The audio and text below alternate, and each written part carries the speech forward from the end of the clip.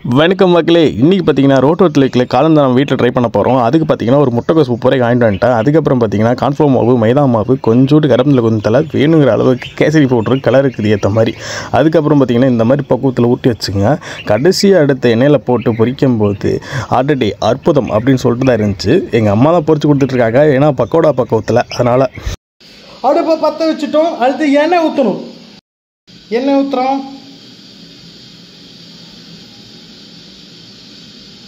தேவையான அளவு எண்ணெய் ஊற்றிக்குங்க. அடுத்து தேவையான பொருட்கள்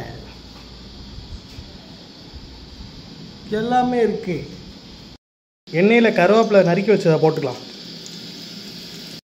நறுக்கி வச்ச வெங்காயம் அப்படியே கொட்டிப்போம். கொட்டிட்டு ஒரு தாளி சுட்டா வதங்கணும், நல்லா வதங்கிடணும். ஒரு பச்சை வாசம் இல்லாத அளவுக்கு. பார்த்தீங்கன்னா இஞ்சி பூண்டு பேஸ்ட் போட்டுக்கலாம்.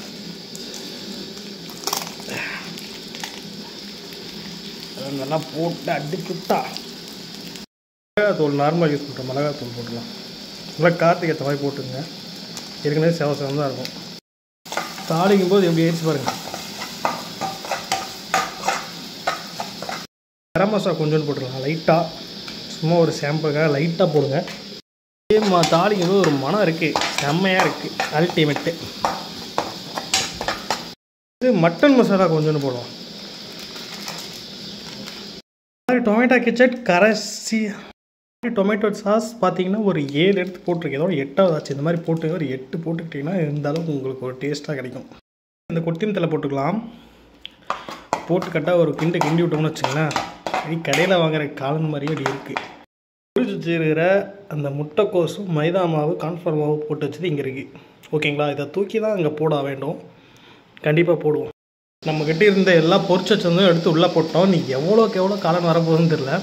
நம்ம மஸ்ட்டு வச்சுருந்த கீழே அந்த டொமேட்டோ சாஸ் போட்டு வெங்காயம்லாம் போட்டு ரெடி பண்ணது கீழே இருக்குது.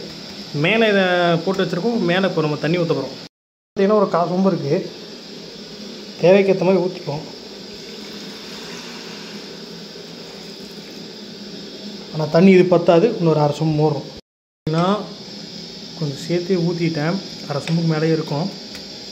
இந்த மாதிரி ஊற்றிக்கிங்க. ஏன்னா எனக்கு இது ஃபஸ்ட் டைம். நீ எப்படி டேஸ்ட் வரப்போகுதுன்றது தெரில. டொமேட்டோ சாஸ் பார்த்தீங்கன்னா நம்ம தெரிஞ்ச அண்ணன் ஃபாஸ்ட் ஃபுட் கடை போட்டிருக்காரு, விட்டுருந்து வாங்கினேன். அதுவும் ஒரு உண்மை தான்.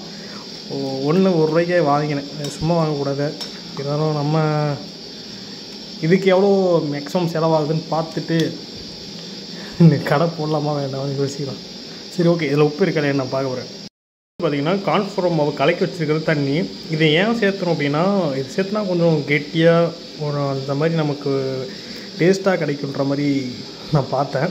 அதனால் ஒரு கரைசல் கரைச்சி எடுத்து போட்டு இந்த ஒரு பவுலில் தான் போட்டேன். ரூபா இன்வெஸ்ட்மெண்ட் பண்ணி ஒரு வரசட்டி முறையாக காளானை ரெடி பண்ணிக்கிட்டேன்.